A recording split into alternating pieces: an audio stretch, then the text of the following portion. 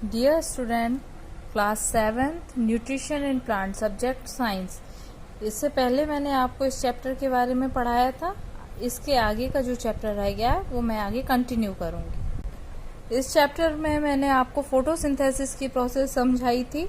Photosynthesis में use होने वाली चीज़ों के बारे में मैं आपको और डिफाइन करती हूँ। देखिए, फैक्टर्स अफेक्टिंग फोटोसिंथेसिस, कौन कौन सी चीजें फोटोसिंथेसिस को अफेक्ट करती हैं। Temperature, the temperature does not affect the light reaction but affect the dark reaction markedly.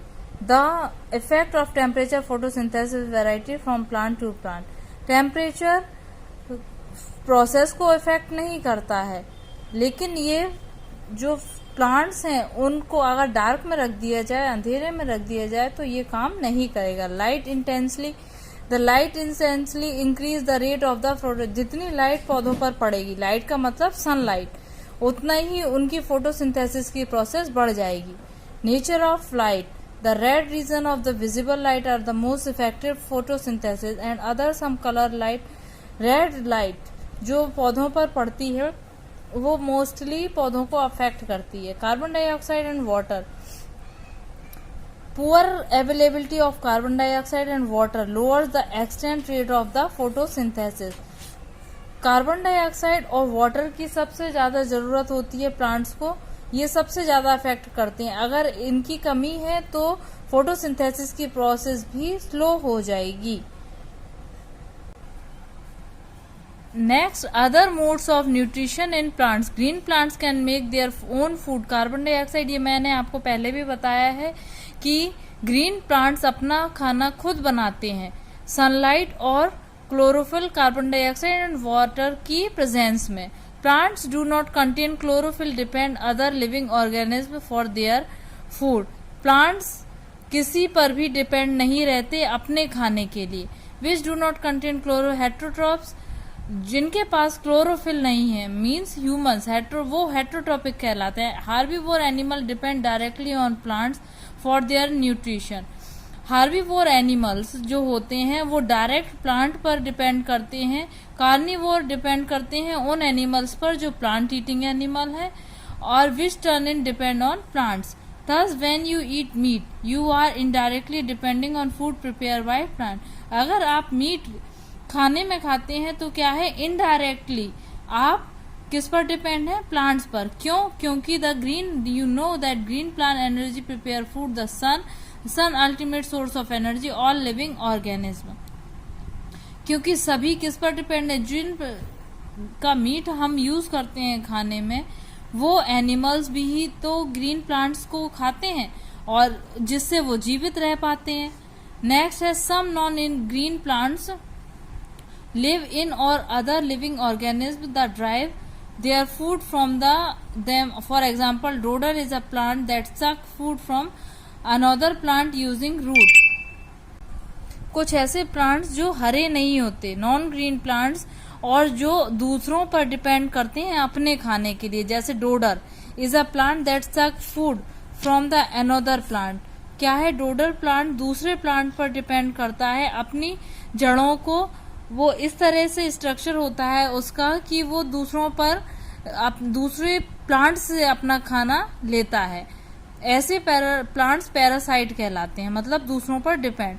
Some plants which are parasite gets into food called a host. ऐसे plants जिन पर depend रहते हैं वो होस्ट प्लांट कहलाते हैं।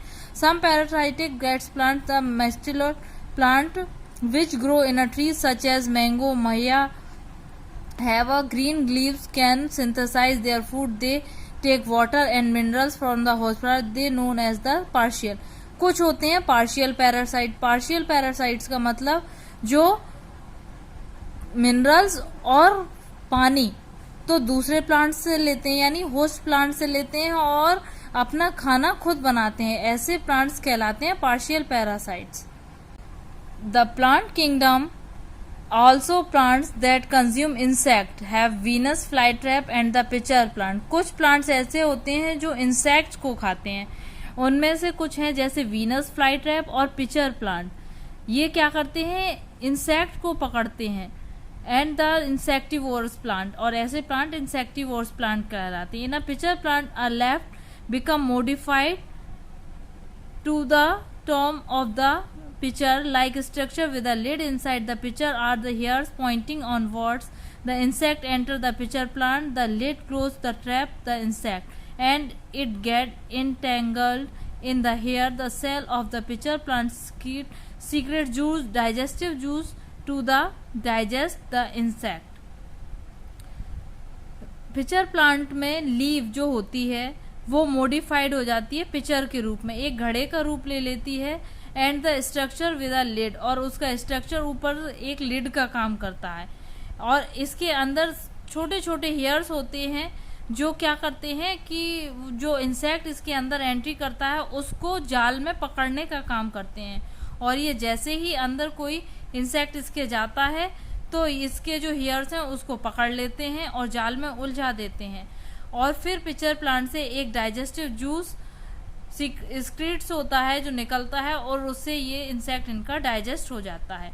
Venus fly trap and pitcher plant grow in the soil that not so rich, और ये ऐसी जगह उगते हैं जहाँ की मिट्टी बहुत ज़्यादा उपजाऊ ना हो तो भी ये उग जाते हैं। They use nutrition obtain from insect to supplement food they prepare by photosynthesis. ये अपने न्यूट्रिशन इंसेक्ट से लेते हैं और सप्लीमेंट के रूप में फोटोसिंथेसिस की प्रोसेस पूरी करते हैं। अब है saprotrophs. Saprotrophs the plants which drive their food from the dead and decade. कुछ ऐसे प्लांट्स होते हैं जो डेड और डिकेड सड़े गले पदार्थों पर जीवित रहते हैं, जिन्हें धूप की और फोटोसिंथेसिस की प्रोसेस की जरूरत नहीं होती है। जैसे कि the mode of nutrition plant such as fungi, mushroom, some are bacteria is Lactobacillus or Autobacter is a saprophytic because they derive their food from the dead and decaying organic matter. ये organic matter, dead और decaying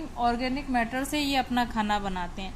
Saprotrops excretes digestive juice on the dead and decaying matter and convert them into a solution. इनको ये solution में convert कर लेते हैं। They you absorb the nutrients from it, और इनसे ये अपना न्यूट्रिएंट लेते हैं और उसके बाद अब ये अपना खाना बनाते हैं। How nutrient replenish the soil. Nutrients कैसे सॉइल को रिप्लेनिश का मतलब पॉलिश करना या उसको उपजाऊ बनाना। Plant absorb nutrient from the soil, therefore amount of nutrient soil goes into the on decreasing. Plants हमने अभी पढ़ा कि न्यूट्रिएंट्स किससे लेते हैं, अपने सॉइल से लेते हैं, जिससे सॉइल की फर्टिलिटी कम हो जाती है। In forest these nutrient get naturally replenished. जंगल में तो ये अपने आप ही रिप्लेनिश्ड हो जाती हैं। क्यों? क्योंकि डेड और डिकेड जो प्लांट्स और एनिमल्स इनमें मिट्टी में गिर जाते हैं, ये इसमें मिक्स होकर मिट्टी को उपजाऊ बना देते हैं। If crops plants are grown year to year by the soil become poor and rich. अगर इसमें फर्टिलाइजर हम यूज ना करें तो ये क्या हो जाएगा, मिट्टी धीरे धीरे पुअर हो जाएगी और इसका उपजाऊपन खत्म हो जाएगा। The soil will become poorer and such as a after year soil will become poorer and nutrients phosphorus, potassium, magnesium, calcium are the major nutrients. मिट्टी के जो न्यूट्रिएंट्स हैं वो होते हैं नाइट्रोजन, फास्फोरस, पोटेशियम, मैग्नीशियम, ये इसके मेजर सोर्स हैं। In addition to these plants also need the iron, copper, manganese and the zinc. In fertility crops yield falls, therefore it is important to replenish. इसको replenish करने का क्या क्या solution है? Using fertiliser, खाद का use करना, मैन्योर यूज करना, by the crop rotation method, अलग अलग तरह की फसलों को लगाना जिससे मिट्टी में अपने आप ही विटामिन और मिनरल्स की पूर्ति हो जाती है। मैन्योर और spent slurry the biogas plant. Nitrogen can be replenished by the using nitrogen fertiliser such as urea, ammonium nitrate. ये सब क्या है? फर्टिलाइजर्स हैं जो मिट्टी को रिच बनाती हैं। अब इसकी एक्सरसाइज और क्वेश्चन आंसर्स आप फाइंड आउट कीजिए। नेक्स्ट चैप्टर में आपको नेक्स्ट टर्न पर पढ़ाऊंगी। Thank you.